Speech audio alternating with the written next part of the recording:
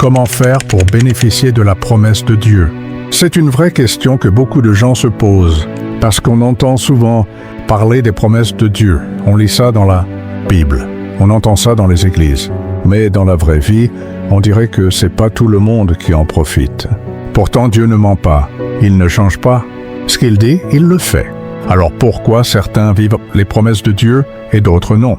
Pourquoi certains prient, jeûnent, chantent, vont à l'église, mais leur vie ne change pas? Est-ce que Dieu fait du favoritisme? Est-ce qu'il choisit qui bénir et qui laisser de côté? Non, Dieu est juste. Il est fidèle, mais il y a des principes, il y a des clés. Et si tu ne les connais pas, tu peux passer toute ta vie à côté de ce que Dieu a prévu pour toi. Tu sais, dans la Bible, Dieu a fait des promesses à Abraham. Il lui a dit, « Je ferai de toi une grande nation. Je te bénirai. Je rendrai ton nom grand. » Genèse 2. Et Dieu a tenu parole. Abraham est devenu le père d'une multitude. Mais ce que beaucoup oublient, c'est que Dieu a dit à Abraham, « Quitte ton pays, ta patrie et la maison de ton père. » Il y avait une condition, une obéissance.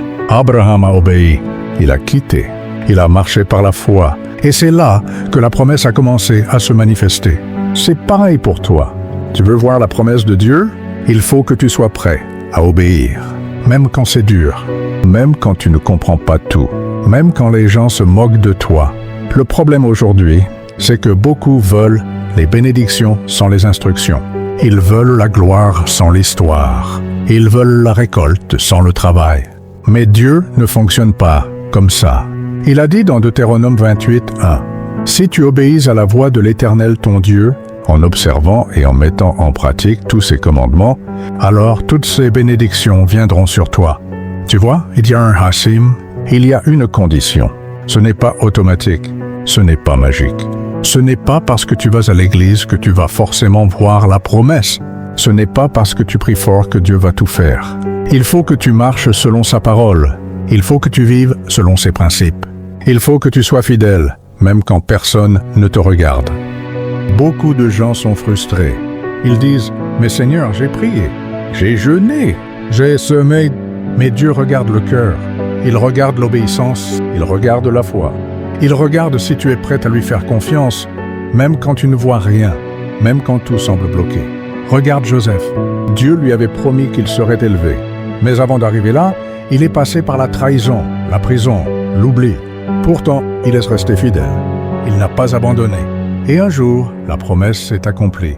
Il est devenu gouverneur en Égypte. Ce que Dieu a dit, il l'a fait. Mais Joseph a tenu bon. Il a gardé la foi. Il a gardé son intégrité. Aujourd'hui, beaucoup veulent la promesse, mais ils ne veulent pas le processus. Ils veulent la bénédiction, mais ils ne veulent pas la discipline. Ils veulent la faveur, mais ils ne veulent pas la fidélité. Mais Dieu ne change pas. Il bénit ceux qui marchent avec lui. Il honore ceux qui l'honorent. Il élève ceux qui s'humilient. Il ouvre les portes à ceux qui persévèrent. Tu ne peux pas vivre dans le péché et espérer la promesse. Tu ne peux pas marcher dans le mensonge, la jalousie, la haine et attendre que Dieu t'élève. Il faut choisir. Soit tu vis pour plaire aux hommes, soit tu vis pour plaire à Dieu, soit tu suis le monde, soit tu suis la parole.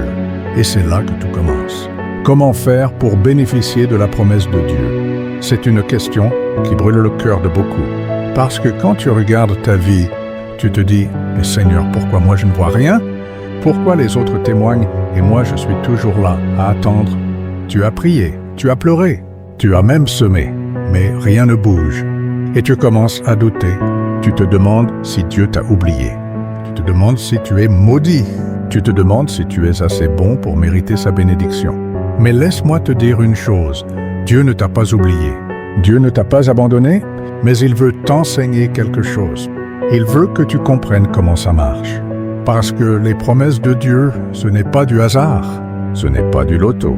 C'est un chemin. C'est un processus. Et si tu ne comprends pas ce chemin, tu risques de tourner en rond toute ta vie. Tu sais, dans la Bible, il y a des gens à qui Dieu a fait des promesses. Mais ils n'ont pas tous vu l'accomplissement. Pourquoi? Parce qu'il y a des conditions. Il y a des étapes. Il y a des choses que Dieu attend de toi. Regarde les enfants d'Israël. Il leur avait dit, « Je vous donnerai un pays où coule le lait et le miel. » Mais beaucoup sont morts dans le désert. Pourquoi? À cause de la désobéissance, à cause du doute, à cause de la rébellion. Pourtant la promesse était là, mais ils ne sont pas entrés. Tu vois? Ce n'est pas parce que Dieu a promis que c'est automatique. Il faut marcher avec lui. Il faut lui faire confiance. Il faut rester fidèle. Beaucoup de gens veulent les promesses de Dieu, mais ils ne veulent pas changer de vie. Ils veulent que Dieu les bénisse, mais ils vivent dans le péché.